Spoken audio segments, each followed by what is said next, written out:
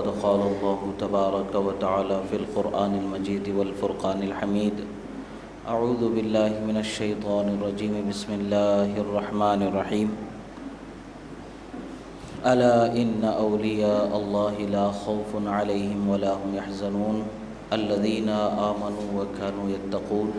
صدق الله مولانا العظيم وصدق رسوله النبي الأمين الكريم ونحن على ذلك لمن الشاهدين والشاكرين والحمد لله رب العالمين.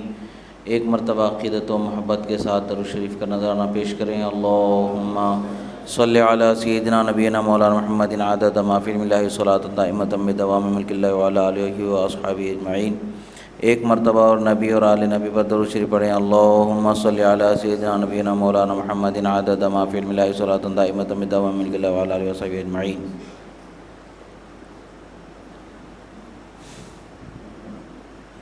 اللہ رب العزت کا بے پناہ شکر احسان کہ اللہ رب العزت نے ہمیں اس کے حبیب کریم صلی اللہ تعالی علیہ وسلم کا سچا چاہنے والا بنایا اور اسلام پر صحیح طریقے سے چلنے والا بنایا. یہ اللہ کا شکر ہے. رسول اللہ کی محبت مل جانا یہ اللہ کا شکر ہے. رسول اللہ کی بارگاہ سے وابستگی ہو جانا یہ اللہ کا شکر ہے. رسول اللہ سے نسبت مل جانا اس پر اللہ کا شکر ہے. اللہ نے ہمیں کتنی نعمتیں نوازی ہیں, کتنی نعمتوں سے نوازا ہے. 1 2 3 ہم گنتے گنتے تھک جائیں گے مگر اللہ کی نعمتوں کا شمار ہم سے ممکن نہیں ہوگا. اللہ تعالیٰ نے بے پناہ انعام فرمایا, بے پناہ اکرام فرمایا اور بے پناہ انعامات و اکرامات کے بعد ہمارا جو ذمہ ہے, ہمارا جو حق ہے وہ شکر گزار بندہ بن کے رب تعالیٰ کی بارگاہ میں زندگی گزارنا. شکر گزاری کس طریقے سے ہوتی ہے؟ اللہ تعالیٰ نے ہمیں چند عبادتیں فرض فرمائی ہیں. چند عبادتوں کے فرض کرنے پر ہم پر یہ ذمہ ہو گیا کہ ہم ان عبادتوں کو اسی طریقے سے ادا کریں جس طریقے سے ادا کرنے کا اللہ تعالیٰ نے ہمیں حکم عطا فرمایا. اور عبادتوں کو ادا کرنا یہ ہمارے لیے سب سے بڑی نعمت اور کامیابی کی بات ہے کہ اللہ تبارک و تعالیٰ نے ہمیں اللہ کے حبیب صلی اللہ تعالیٰ علیہ وسلم کے سنتوں پر چلنے والا اور اس پر عمل کرنے والا بنایا اور عبادت کو جس طریقے سے ادا کرنے کا حق ہمیں دیا گیا ہے اسی طریقے سے ادا کرنے والا اللہ نے ہمیں بنایا. یہ اللہ کا شکر ہے کہ عزیزو ہمیں اللہ کے عبادت کی توفیق بھی ہو جاتی ہے. کتنے ایسے لوگ ہیں دنیا میں جو بے توفیقی کے حالت میں زندگی گزار رہے ہیں. وہ زبان سے کلمہ اور اہل اسلام ہونے کا دعویٰ تو رکھتے ہیں مگر عمل اور کردار کے اعتبار سے دیکھا جائے تو کوسوں دور نظر آتے ہیں. اللہ کا شکر ہے کہ اللہ تعالیٰ نے ہمیں نمازوں کی پابندی کرنے والا بنایا, عبادتوں کی پابندی کرنے والا بنایا, رسول اکرم صلی اللہ تعالیٰ علیہ وسلم سے محبت کرنے والا بنایا اور آپ کے سنتوں کو اپنانے والا بنایا. یہ اللہ تبارک و تعالیٰ کا شکر احسان ہے. آج ہماری زندگی جو ہم معاشرے میں گزار رہے ہیں اس زندگی کو ہمارے سدھارنے کی ہمیں فکر کرنی چاہیے اور اپنے اخلاق و کردار کے ذریعے اپنے پاس رہنے والوں کو ایک اسلام کا صحیح معنوں میں تأثر اور اسلامی تعلیم, اسلامی مزاج دینا چاہیے. آج ہمارا حال ایسا ہے کہ ہم ایک دوسرے کے ساتھ جو اپنے دینی بھائی ہیں ان کے ساتھ ہم بد اخلاقی کے ساتھ پیش آتے ہیں, بد کرداری کے ساتھ ہمارا سلوک ہو جاتا ہے. آج ہمارا حال کیسا ہے کہ ہمارا جو پڑوسی ہے وہ ہم سے پریشان ہے, ہمارا جو رشتہ دار ہے وہ ہم سے پریشان ہے, ہمارا محلے والا ہم سے پریشان ہے, ہمارے بیوی کے رشتہ دار پریشان, باپ کے رشتہ دار پریشان, ماں کے رشتہ دار پریشان. ہر رشتہ ایسا ہم نے بنا رکھا ہے کہ ہم سے تکلیف ضرور دوسروں کو پہنچ رہی ہے. کیا یہ زندگی کی بہترین تعلیم تھی جسے رسول اللہ نے بخشا تھا؟ اللہ کے رسول صلی اللہ تعالیٰ علیہ وسلم نے تو یہ تعلیم ہمیں نہیں دی, بلکہ اللہ کے رسول صلی اللہ علیہ وسلم نے فرمایا للجار حق, فرمایا پڑوسی کا بھی حق ہے, پڑوسی کے حقوق کو پہچانو. پڑوسی کا کیا حق ہے؟ اس کے کھانے میں آپ کا حق ہے یا آپ کے کھانے میں اس کا حق ہے؟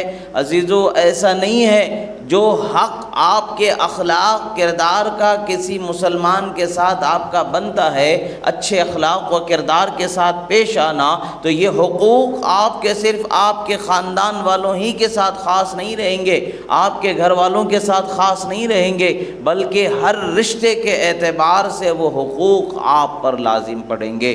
آپ کی بیوی کے بھی آپ پر حق ہیں، آپ کے ماں کے بھی حق ہیں، بچوں کے بھی حق ہیں، باپ کے بھی حق ہیں، بھائیوں کے بھی حق ہیں، اور رشتہ داروں کے حق ہیں۔ اسی طریقے سے اہل اسلام کے جو حقوق ہیں ان میں سے پڑوسی کا بھی آپ پر حق ہے کہ آپ پڑوسی کے ساتھ اچھا سلوک رکھیں۔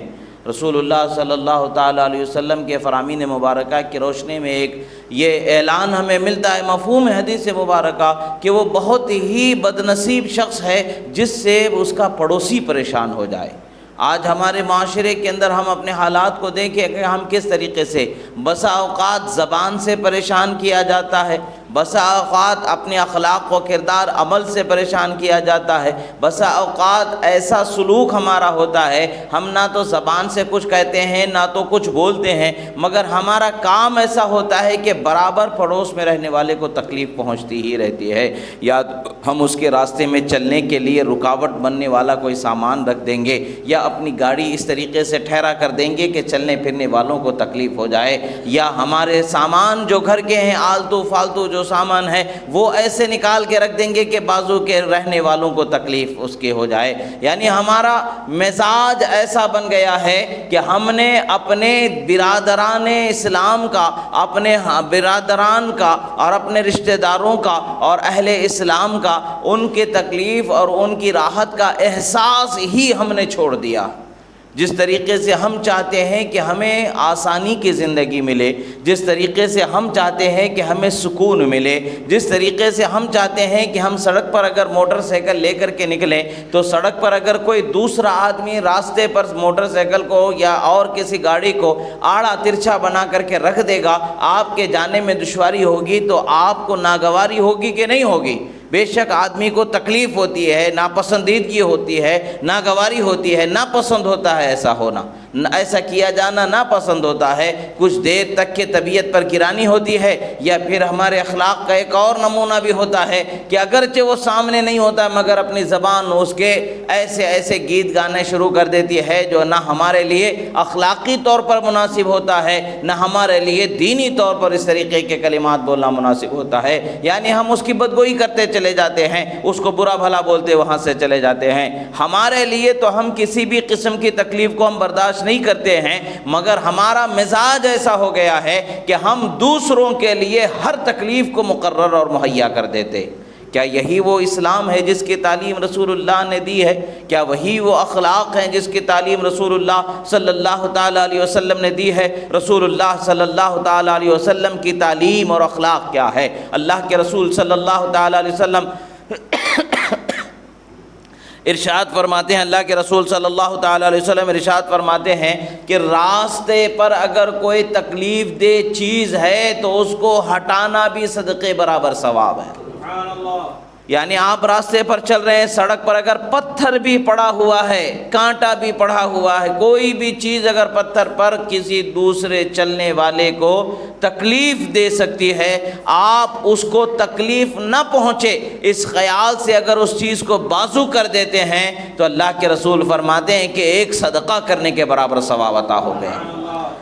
آج ہمارے اخلاق و کردار کو ہم نے خود بگاڑا ہے، ہم نے اپنے بچوں کو دوسروں کا احساس نہیں سکھایا، ہم نے اپنے بچوں کو خود اپنا احساس اور اپنی خواہش، اپنی ضرورت اور اپنے آرام کو پانا سکھایا۔ یہی وجہ ہے کہ جب ہم نے بچوں کو یہی سکھایا ہے تو یہ بچے جب بڑے ہو جاتے ہیں، جب ہمیں احساس کی ضرورت ہوتی ہے، جب ہمیں سہارے کی ضرورت ہوتی ہے، جب ہمیں مٹھاس بھرے لہجے کی ضرورت ہوتی ہے، اس وقت پر سب سے بڑا کڑوا لہجہ اولاد کا ماں باپ کے لیے ہوتا ہے، اس وقت پر سب سے بڑا کڑوا طریقہ اولاد کا ماں باپ کے لیے ہوتا ہے، اس وقت پر سب سے بد اخلاقی والا طریقہ ماں باپ کے لیے اولاد کا ہوتا ہے۔ کیوں؟ اس لیے کہ ہم نے انہیں احساس کرنا ہی نہیں سکھایا ہے، دوسروں کی تکلیف کا احساس ہی نہیں دیا ہے۔ ہم نے ان کو دیا ہے تو کیا دیا ہے؟ صرف تنہا اپنا احساس ہم نے ان کو دیا ہے۔ اپنا آپ برابر سلامت رکھو اور اپنا آرام خود پاؤ، اپنی راحت خود پاؤ، اپنا پیٹ بھرو، دوسروں کے لیے کوئی خیال و فکر نہ کرو۔ یہ کیسے پیدا ہوگا؟ ہم نے ان کو جو دیا ہے وہی ہم کو ملنے والا ہے۔ ہم نے انہیں جو اخلاق دیے ہیں وہی ہمیں واپس پلٹ کر کے ملنے والے ہیں۔ اللہ کے رسول صلی اللہ تعالیٰ علیہ وسلم ارشاد فرماتے ہیں، کما تدین تدان، جیسی کرنی ہوگی ویسی بھرنی ہوگی۔ ہم نے جیسا کیا ہوگا ویسے ہمیں پلٹ کر کے واپس آنا ہی ہے، ہمیں واپس وہی ملنے والا ہے۔ ہم نے اپنے ماں باپ کا احساس اگر اپنے بچوں کے سامنے کر کے اگر ہم نے اپنے بچوں کو سکھایا ہوتا، بیٹا ماں باپ کا احساس اس طریقے سے کیا جاتا ہے، ماں کی راحت کا، باپ کی راحت کا اس طریقے سے خیال کیا جاتا ہے، ان کی خواہشوں کا اس طریقے سے احترام کیا جاتا ہے۔ ضرورت ہے نہیں ہے یہ بعد کا میٹر ہے، پہلی بات یہ ہے کہ ماں اور باپ جو کہیں اس بات کو پورا کر دو۔ یہ احساس اگر ہم نے عملی طور پر اپنے بچوں کو دکھایا ہوتا، سکھایا ہوتا اور بتایا ہوتا تو یقیناً ہماری اولاد بھی ہمارے لیے بعد میں یہی سلوک رکھنے والی ہوگی۔ مگر ہم کیا کہتے ہیں؟ ضرورت کیا ہے؟ ابھی آرام سے سو، آپ کو تو اس کی ضرورت نہیں ہے، ہاں بعد میں دیکھیں گے۔ ہم نے بچوں کے سامنے یہ بتا دیا کہ ضرورت پر کرنا ہے، بغیر ضرورت نہیں کرنا ہے، اچھی چیز ہے، مگر ہمیں کیا معلوم کہ ان کی کیا ضرورت ہے؟ ہمیں کیا معلوم کہ ان کو کتنا درد ہے؟ ہمیں کیا معلوم کہ ان کو کتنی تکلیف ہے؟ کیا ہمیں یہ احساس نہیں رکھنا چاہیے کہ بغیر ضرورت کے جب ہم چھوٹے بچے تھے ہمیں کوئی ضرورت نہیں تھی، ہمیں اس کی کوئی خاص ضرورت نہیں ہوتی تھی، مگر وہ اپنی ضروری ضرورتوں کو چھوڑ کر کے ہماری چھوٹی چھوٹی خواہشوں کو پورا کیا کرتے تھے۔ وہ اپنی ضرورتوں کو چھوڑ کر کے، اپنی خواہشوں کو چھوڑ کر کے، اپنی بیماریوں کی، اپنی تکلیفوں کی پرواہ کیے بغیر، بچے جب کسی کھلونے کی خواہش کرتے ہیں، ماں باپ ضرورت نہیں ہوتی ہے مگر ان کو وہ کھلونے دلا دیتے ہیں۔ ماں باپ ضرورت نہیں ہوتی ہے بچوں کو اس چیز کی، اس وقت پر معلوم ہوتا ہے، مگر بچے کا دل نہ ٹوٹ جائے، بچے کو آزردگی نہ ہو جائے، بچہ ملال میں نہ رہ جائے، بچے کو رنج نہ ہو، بچے کو تکلیف نہ ہو، یہ خیال کر کے جب بچوں کی خواہشوں کو پورا کیا جاتا ہے تو کیا اولاد کا یہ حق نہیں ہے کہ وہ عمر رسیدہ ہو جائیں، اس وقت پر بھی ان کا ویسا ہی خیال کیا جائے جیسا وہ ہمارا بچپن میں خیال کیا کرتے تھے؟ بے شک یہ اولاد کا حق ہے کہ وہ اپنے ماں باپ کے ساتھ حسن سلوک کرے۔ حسن سلوک میں آپ کو اللہ تعالیٰ نوازے گا اگر آپ ان کی خواہشات، ان کی ضرورتوں کو جو وہ ضروری سمجھتے ہیں، حقیقت میں ضرورت ہے نہیں ہے بات کا مسئلہ۔ اول تو یہ ہے کہ ان کی خواہش اور ان کی بات کو پورا کرنا آپ کا یہ مقصد عین ہو جائے، اس لیے کہ ماں باپ کو خوش کرو گے اللہ تعالیٰ راضی ہو جائے گا، اللہ کے رسول راضی ہو جائیں گے، اور جس بندے سے اللہ اور اس کے رسول راضی ہو جائیں گے قیامت میں تو اس کے تو کیا کہنا، اسے تو اللہ تعالیٰ مقدر در مقدر، بلندی در بلندی عطا فرمانے والا ہے، جنت میں اعلیٰ مقام عطا فرمائے گا۔ عزیزو، آج ہمارے اخلاق کو سنوارنے کی ضرورت ہے اور اپنے بچوں کو دوسروں سے ہمدردی کرنا سکھانا ہے، دوسروں کا احساس کرنا سکھانا ہے۔ یہ اخلاق کی تعلیم و تربیت کا ایک حصہ ہے، صرف اپنی ذات کا احساس نہیں بلکہ اپنے علاوہ کے لیے بھی انہیں خیال کرنے کی فکر دینی ہے۔ صرف تنہا اپنا خیال اور اپنی خواہش اور اپنا پیٹ نہیں، بلکہ انہیں کبھی کبھی اپنے آپ کو، اپنی خواہشوں کو چھوڑ کے دوسروں کی خواہشوں کو پورا کرنا بھی سکھانا ہے۔ کبھی انہیں یہ سکھانا ہے، بچے کو ہاتھ میں پیسے دے کر کے غریب کو صدقہ دینا سکھاؤ، تو جب بچے بڑے ہوں گے تو وہ بھی صدقہ کرنے والے ہوں گے، نیکی کی خواہش رکھنے والے ہوں گے۔ اور بچے سے جب صدقہ کراؤ تو چھوٹے کم مقدار کے پیسے مت دو، جیسے 10 روپئے جیب میں ہیں اور تو 1 روپیے کا سکہ ڈھونڈ کر کے بول رہے بچوں کو کہ بھائی نہیں ابھی نہیں، بعد میں دیکھ کے دیتے، نہیں، بلکہ بچوں کو دینے میں فراخ دلی سکھاؤ، اس لیے کہ آپ کا دیا ہوا ضائع نہیں ہونے والا ہے، اللہ تعالیٰ 10 گنا بڑھا کر کے آپ کو عطا فرمانے والا ہے۔ جو آپ اللہ کی راہ میں خرچ کرو گے، کسی غریب کو دو گے تو ضائع نہیں ہوگا، بلکہ اللہ تعالیٰ اس سے 10 گنا بڑھا کر کے آپ کو عطا فرمانے والا ہے۔ اللہ تعالیٰ نوازنے والا ہے اللہ کی رضا کے لیے۔ اگر آپ اپنے بچوں کی بہتر تربیت کے لیے، ان کے اخلاق و کردار کی پاکیزگی بیدار ہونے کے لیے اگر آپ کرتے ہیں تو آپ کو 1 نہیں 2 نہیں 3 ثواب اللہ تعالیٰ عطا فرمائے گا۔ ایک تو صدقہ کرنے کا ثواب عطا فرمائے گا، دوسرے بچوں کی اچھی تربیت کا خیال تربیت کرنے کا ثواب عطا فرمائے گا، اور بچوں کو ایک نیک راہ پر چلانے کا ثواب اللہ تعالیٰ عطا فرمائے گا۔ ثواب کمانا ہی ہمارا اصل مقصد ہے۔ مال کمانا، دنیا کی دولت کمانا ہمارا مقصد نہیں ہے۔ دولت تو اللہ تعالیٰ اگر چاہے تو قدموں کی دھول سے بھی ہزاروں سونے کے ٹکڑے پیدا فرما دے، مگر دولت اصل مقصد نہیں ہے۔ اصل مقصد مومن مسلمان کا یہ ہے کہ اللہ کی رضا اور اس کا انعام جنت کو پا جانا۔ جنت تک کے پہنچنا کیسے ہے؟ دنیا میں اللہ اس کے رسول کے اخلاق کو اپنانا ہے، کردار کو اپنانا ہے۔ اپنے بچوں کو کسی کی خدمت کرنا سکھائیں، پاس پڑوس محلے والوں کی خدمت کرنا سکھائیں، ضرورت پر ان کے کسی وقت پر کام آنا سکھائیں۔ اگر باہر کوئی چیز لانے جا رہے ہیں تو پاس پڑوس کی اگر کوئی ضرورت پوری کر دی جائے تو ہاتھ ٹوٹ نہیں جائیں گے، بدن ٹوٹ نہیں جائے گا۔ محنت کرنا سکھاؤ گے تو بچے محنت کرنے والے ہو جائیں گے۔ حلال بنا کر کے پالو گے تو وہ اس قدر حلال ہو جائیں گے کہ وہ اپنے آپ کا بھی زندگی گزارے کا کوئی انتظام نہیں کر پائیں گے۔ آج ہمارے اخلاق و کردار کی گراوٹ کا یہ عالم ہے کہ ہم نہ ماں باپ کا لحاظ کرتے ہیں، نہ ہم اپنے دوسرے رشتہ داروں کا لحاظ کرتے ہیں، نہ پڑوسیوں کا لحاظ کرتے ہیں۔ اللہ کے رسول صلی اللہ تعالیٰ علیہ وسلم کیا فرماتے ہیں؟ سب سے بہترین جو میزان پر سب سے زیادہ نیک عمل ہوں گے وہ کون سا عمل ہوگا؟ سرکار فرماتے ہیں اثقل شیء فی المیزان الخلق الحسن، فرماتے ہیں کہ میزان پر وزن والے عمل کون سے ہوں گے؟ اچھے اخلاق کا وزن اللہ تعالیٰ زیادہ فرمائے گا۔ اور اچھے اخلاق کیا ہیں؟ آج ہمارا حال ہے کہ ہم گھر میں، باہر پڑوس میں، محلے والے کے ساتھ میں سامنے تو اچھا رویہ رکھتے ہیں، مگر گھر میں جاتے ہی بچوں کے سامنے، گھر والوں کے سامنے اس کی برائی اور عیب کو بیان کرتے۔